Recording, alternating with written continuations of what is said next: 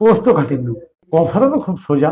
কোষ্ঠকাঠিন্য মানে এমন একটা সমস্যা যা আমরা অনেকেই লজ্জায় বলি না, কিন্তু প্রতিদিনের জীবনকে এই কোষ্ঠকাঠিন্য কিন্তু অস্বস্তিকর করে তোলে। আর এই না বলার কারণে আর অস্বস্তি চেপে রাখার কারণে ভবিষ্যৎ আরো অন্ধকারে যেতে শুরু করে আমাদের শরীর। আজকের আলোচনায় আমি জানাবো আপনাদের সঙ্গে বা আমার ব্যক্তিগত মত শেয়ার করব, সেটা হচ্ছে আজকের যুগের সবচেয়ে বড় রোগ কোষ্ঠকাঠিন্য। আমরা অনেকেই জানি না যে কোষ্ঠকাঠিন্য কি, কাকে বলবো কোষ্ঠকাঠিন্য। আয়ুর্বেদ একরকম কথা বলে, বিজ্ঞান আর এক রকম কথা বলে। এই কোষ্ঠকাঠিন্য অবহেলা করলে ভবিষ্যতে কি বিপদ হয়, কেন কোষ্ঠকাঠিন্য হয়, আর সত্যি কি এর থেকে মুক্তি সম্ভব, কি করলে আমরা কোষ্ঠকাঠিন্য থেকে মুক্তি পাবো, এই এতগুলো বিষয় নিয়ে আজকের যারা কোষ্ঠকাঠিন্যের সমস্যায় ভুগছেন তারা কি করলে মুক্তি পাবেন সেটা জানতে গেলে পুরো ভিডিওটা দেখতে হবে এবং আগে বুঝতে হবে রোগের শুরুটা কোথা থেকে। কারণ রোগ, আমার ধারণা যে রোগ সৃষ্টি আমি নিজে করি, আমার নিজের এই যন্ত্রটা চালানোর সঠিক পদ্ধতি আমরা জানি না। আমরা যেদিন এই যন্ত্র চালানোর সঠিক পদ্ধতি শিখে যাব, তখন এই ভগবানের তৈরি শরীর নামক যন্ত্রটা কখনোই খারাপ হওয়ার মতো কন্ডিশনে ভগবান বানায়নি। আমরা তার নিয়মে চললে আমাদের কখনো কোনো সমস্যা আসবে না। আর কনস্টিপেশন এ তো বড় রোগের আগাম ছোট সংকেত। কনস্টিপেশন রোগটা যারা ভুগছেন তারা মনে করেন বিশাল বড় রোগ, কিন্তু এই রোগটা খুবই ছোট রোগ, কিন্তু ভবিষ্যতে বড় রোগের ছোট সংকেত। তাহলে চলুন শুরু করা যাক। আজকে কনস্টিপেশন কি বা কোষ্ঠকাঠিন্য কি, কেন হয়, অবহেলা করলে ভবিষ্যতে কি বিপদ হতে পারে, আর পুরোপুরি মুক্তির উপায় কি। বিজ্ঞানের ভাষায় যখন মল শক্ত হয়ে যায়, 3 দিন বা তার বেশিও পায়খানা হয় না, তখন বা পায়খানার সময় প্রচন্ড চাপ দিতে হয়, মল সম্পূর্ণ বেরোয়নি মনে হয়, মানে মলটা করার পরেও মনে হচ্ছে আর একটু হলে ভালো, তাকে বলা হয় কোষ্ঠকাঠিন্য। আয়ুর্বেদ কি বলছে? আয়ুর্বেদ বলছে শরীরের বাতদোষ বৃদ্ধি হলে অন্ত্রে শুষ্কতা বাড়ে, আর শুষ্কতা বাড়লে আপান বায়ুর গতি ব্যাহত হয়, ফলে অগ্নি দুর্বল হয়, জঠরাগ্নি দুর্বল হয়, একে বলা হয় মন্দাগ্নি। ফল মল কঠিন হয়ে যায়, যা বের হতে চায়। দুটোর বক্তব্য কিন্তু এক, কিন্তু আধুনিক বিজ্ঞান রোগ নিয়ে কথা বলছে আর বৈদিক জ্ঞান রোগের কারণকে নিয়ে কথা বলছে। এই জায়গাটা বুঝুন। কোষ্ঠকাঠিন্যের মূল কারণগুলো কিন্তু খুব সাধারণ, কিন্তু আমরা অনেক সময় এগুলো খেয়াল করি না। সবার প্রথম কনস্টিপেশনের যেটা কমন কারণ, সেটা হচ্ছে জল কম খাওয়া বা জল সঠিকভাবে না খাওয়া। শরীরে জলের অভাব যদি হয় তাহলে মল শুকিয়ে যাবে, আর শুকিয়ে গেলেই শক্ত হয়ে যাবে। দ্বিতীয়ত, ফাইবার কম খাওয়া, চাল, রুটি, ভাজা, fast food, process food, cook food আমরা সবসময় খাই, কিন্তু শরীর চলতে যেটা লাগে র ফর্মে, কাঁচা ফর্মে সবজি, ফল, যেগুলো অন্ত্রের গতিকে বাড়াতে সাহায্য করে, এই ধরনের খাবার আমরা খাই না। তাই তো আজকাল স্বাস্থ্য সমৃদ্ধি চ্যানেল থেকে বারবার বলা হয় 50-50 করুন, অর্থাৎ 50% দেহের প্রয়োজনে খাবার খান, 50% স্বাদের প্রয়োজনে খাবার খান। দেখুন আপনি ভালো থাকবেন। দীর্ঘ সময় বসে থাকা, শরীরের মুভমেন্ট না করা, অ্যাক্টিভিটি না করা, এগুলো কিন্তু হজম শক্তি কমে যাওয়ার সবচেয়ে বড় কারণ। দুধ, পনির, ময়দাযুক্ত খাবার, fast food, junk food, process food, এগুলো কিন্তু মলকে শক্ত করে দেয়। আর একটা কোষ্ঠকাঠিন্য আসার বড় কারণ, সকালে মলকে চেপে রাখা। ভোরবেলা ব্রাহ্ম মুহূর্তে সেই সময় আমাদের মলটা করলে মল থাকে নরম, কিন্তু কোনো কাজের চাপে বা কোনো কারণে আমি আজকে হয়তো পায়খানা যাওয়ার সময় পায়খানা যেতে পারলাম না, আমি আমার কাজে বেরিয়ে গেলাম, পরিণতি স্বরূপ কিন্তু পরে যখন মলত্যাগ করবো তখন কিন্তু সেই মলটি শক্ত হয়ে যাবে। নেচারের যে ডাক, সেই ডাককে যদি আমরা ইগনোর করি তাহলে সিগন্যাল কমে গেল, তাহলে কোষ্ঠকাঠিন্য কিন্তু বেড়ে যাবে। এরপরে আসবে স্ট্রেস বা মানসিক চাপ। ফলে কি হচ্ছে, স্নায়ুর টান বাড়ে, আর স্নায়ুর টান বাড়লে আপান বায়ু দুর্বল হয়। আপার বায়ু দুর্বল হলো মানে ডাইজেস্টিভ ফায়ার দুর্বল হলো, ডাইজেস্টিভ হার দুর্বল হলো মানে আপনার পেরিস্টালসিস মুভমেন্ট স্লো হয়ে গেল, আর যেই স্লো হলো বেশিক্ষণ ধরে যাওয়ার ফলে জল শোষিত হয়ে তাকে শক্ত হয়ে গেল। আচ্ছা, কিছু ওষুধও আছে কিন্তু কনস্টিটিউশন বাড়াতে খুব সাহায্য করে। সেটা হচ্ছে পেন কিলার, আয়রন জাতীয় ওষুধ, অ্যান্টাসিড অত্যাধিক খাওয়া, অ্যালার্জির ওষুধ, এগুলো কিন্তু মল শক্ত করে দেয়। এবার কোষ্ঠকাঠিন্য অবহেলা করলে ভবিষ্যতে কি হতে পারে সেটা একবার আলোচনা করা তো দরকার। অনেকে ভাবে আজ একটুখানি হয়নি কাল ঠিক হয়ে যাবে, কিন্তু দীর্ঘদিন কোষ্ঠকাঠিন্য থেকে ঝুঁকি কিন্তু ক্রমশ বাড়ে। পাইলস, হেমারাইড, অর্শ বারবার চাপ দেওয়ার ফলে ফেটে ফুটে যা হয় আর কি, যার হয়েছে সেই জানে।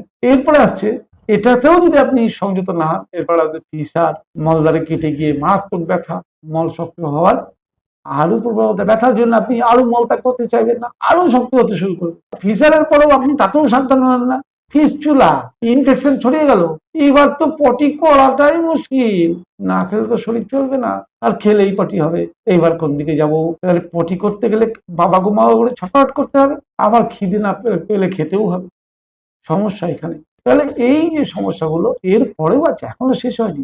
অন্ত্রে টক্সিন জমে যাচ্ছে, ফলে গ্যাস, অম্বল, ডাইজেশন খারাপ, হজম শক্তি দুর্বল হয়ে পড়ছে, ফলে শরীরের র মেটেরিয়ালের অ্যাবজর্বেশন হচ্ছে না। তাহলে এবার কি শুরু হলো? ত্বকের সমস্যা, ব্রণ, র্যাশ, সোরাইসিস, কারণ টক্সিন বেরোতে পারেনি তাই। কিন্তু আবার আজব কথা কিছু না, মানসিক চাপ, অত্যধিক রাগ, অস্থিরতা, অন্তর সঙ্গে মস্তিষ্কের সংযোগ, যেটা গাট ব্রেন অ্যাক্সিস আধুনিক বিজ্ঞান বলছে, সেটা নষ্ট হয়ে যায়, ফলে কনস্টিপেশন বাড়ে। আচ্ছা, এবার আমরা বলবো প্রতিকার, যেটা নিয়ে আপনি এতক্ষণ বসে আছেন, প্রতিকারটা শোনার জন্য। প্রতিকার আমরা খুব সহজেই করতে পারি। প্রতিদিন নিয়ম করে জল খাওয়ার কথা মাথায় রাখবেন। সকালবেলা ঘুম থেকে উঠেই আগে বেশি করে ঈষৎ উষ্ণ জল, তারপরে যতবার খাবার খাবেন, খাবার খাওয়ার আধ ঘন্টা আগে জল খাবেন, খাবার খাওয়ার পরে 1.5 ঘন্টা পরে জল খাবেন।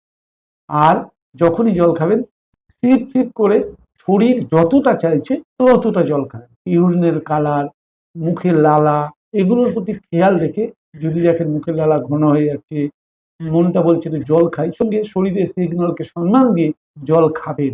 এমন কোনো নিয়ম নেই যে 8 গ্লাস 10 গ্লাস খেতেই হবে। আপনি যদি র ফুড বেশি খান, আপনার জল কম খেতে হবে। আর যদি র ফুড না খান, ড্রাই ফুড খান, জল বেশি খেতে হবে। কি কতটা জল খাবেন সেটা আপনাকেই ঠিক করে নিতে হবে, কারণ সমস্ত মানুষের সিস্টেম সম্পূর্ণ আলাদা আলাদা। কার শরীরে কতটা জল লাগবে আন্দাজে কিচ্ছু বলা যায় না। শুধু শরীরের সিগন্যাল যদি আমি চিনে নিতে পারি, তাহলে আমি বলতে পারবো আমার শরীরে কত জল লাগবে। এটা মাথায় রাখবেন। রাতে শোয়ার আগে 1 গ্লাস ঈষৎ উষ্ণ গরম জল অবশ্যই খেয়ে এসে কনস্টিপেশন কম থাকবে। খাবারে সেই স্বাস্থ্য সমৃদ্ধির এক কথা, 50% কাঁচা স্যালাড বা সবজি খান, আর 25% প্রোটিন নিন, 25% ভাত রুটি নিন। কিন্তু মনে রাখবেন, টোটাল খাবারের 50% কিন্তু র ফুড, কাঁচা খাবার। যদি কাঁচা খেতে খুব অসুবিধা হয়, বয়েল খেতে পারেন বা রান্নার তরকারি খেতে পারেন, কিন্তু ফাইবার বেশি করে খেতে হবে, এটা যেন মাথায় থাকে। ফাইবার বাড়াতেই হবে প্রতিদিন। লাউ, পুঁই শাক, বরবটি, পালং, কলা, আপেল, পেঁপে, ওটস, বিট, গাজর, এরকম ধরনের যা কাঁচা খাওয়া যায় বা যা আপনি ভালো খান, ফাইবার সবজি রান্না করে বা কাঁচা, ফাইবার বেশি করে খান। প্রতিদিন অন্তত 30 মিনিট হাঁটুন। হাঁটলে অন্ত্রের গতি বাড়ে। সকালে মল চেপে রাখবেন না। নিচের কল মানে শরীর আপনাকে বলছে এখনই বের করতে হবে, আপনাকে তখনই বের করতে হবে। শরীরের যে নেচারের কল, সেই কলটাকে আমরা যদি ইগনোর করি, পরিণতি কিন্তু শরীর আমাদের উপর রেগে যাবে। আর শরীর রেগে গেলেই কষ্ট দেবে।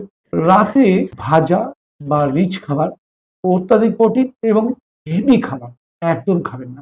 সূর্য ডোবার পর ম্যাক্সিমাম 1 ঘন্টার মধ্যে ডিনার শেষ করুন, আর শুতে যাওয়ার 3 ঘন্টা আগে ডিনার শেষ করুন। দেখুন আপনার কনস্টিপেশন কম থাকবে। স্ট্রেসকে কমান, ধ্যান, প্রাণায়াম, এগুলো আপান বায়ুকে শক্তিশালী করে, অর্থাৎ মলত্যাগের যে সিগন্যাল, সেই সিগন্যালটাকে শক্তিশালী করে, মল স্মুথলি ত্যাগ হয়। কোষ্ঠকাঠিন্য থেকে কিন্তু মুক্তি আদৌ কি সম্ভব? এই ব্যাপারে আধুনিক বিজ্ঞান এবং আয়ুর্বেদ দুজনেই বলছে হ্যাঁ, একদম সম্ভব। 90% কোষ্ঠকাঠিন্য লাইফস্টাইল পরিবর্তন করে ঠিক হয়। আয়ুর্বেদ বলছে বাতদোষ ও মন্দাগ্নি ঠিক করলেই কোষ্ঠকাঠিন্য স্থায়ীভাবে সেরে যায়। আধুনিক বিজ্ঞান বলছে ফাইবার, ওয়াটার, মোবিলিটি মানে হাঁটা চলা, ব্যায়াম, এক্সারসাইজ, স্ট্রেস কন্ট্রোল মানে প্রাণায়াম, পারফেক্ট বাউল মুভমেন্ট, এগুলো যদি আমরা ঠিক রাখি তাহলে কিন্তু আধুনিক বিজ্ঞানের ভাষাতেও কনস্টিপেশন ঠিক হয়। মুখ্য চারটি ভিত্তি, এই চারটি জিনিসকে খেয়াল রাখবেন: জল, ফাইবার, নিয়মিত ঠিক সময়ে সবকিছু, আর মানসিক প্রশান্তি। এইটাতেই কিন্তু কনস্টিপেশনের স্থায়ী সমাধান আপনি খুঁজে পাবেন। শেষে বলি, কোষ্ঠকাঠিন্য একটা সাধারণ সমস্যা, কিন্তু একে অবহেলা করলে এটা কিন্তু জটিলতা তৈরি করতে পারে। আজ যেটা আমরা শিখলাম সেটার কারণ, ক্ষতি, প্রতিকার আর সম্পূর্ণ মুক্তির উপায়, এসব দৈনন্দিন জীবনে আমরা যদি প্রয়োগ করি তাহলে আমাদের অন্তত নিজে থেকেই ঠিক হয়ে যাবে। ভিডিওটা কেমন লাগলো জানাতে ভুলবেন না। যদি ভালো লেগে থাকে লাইক তো অবশ্যই করবেন, শেয়ার করুন, আর কমেন্ট করে জানাবেন কোন বিষয়ে এর উপরে আপনার এরপর আর কি জানতে চান। আমি অবশ্যই আপনাদের প্রত্যেকটা কমেন্টের উত্তর দিয়ে থাকি, এবং আপনি যেটা জানতে চান সেই বিষয়ে নিশ্চয়ই ভিডিও হবে আপনার নাম করে। তাহলে আজ এই পর্যন্ত থাক, আগামী ভিডিওতে আবার দেখা হচ্ছে। ততক্ষণ পর্যন্ত কনস্টিপেশন যদি থাকে দূর করার জন্য লাইফস্টাইলের পরিবর্তনগুলো আজ থেকে আমরা শুরু করি। চলুন, নমস্কার।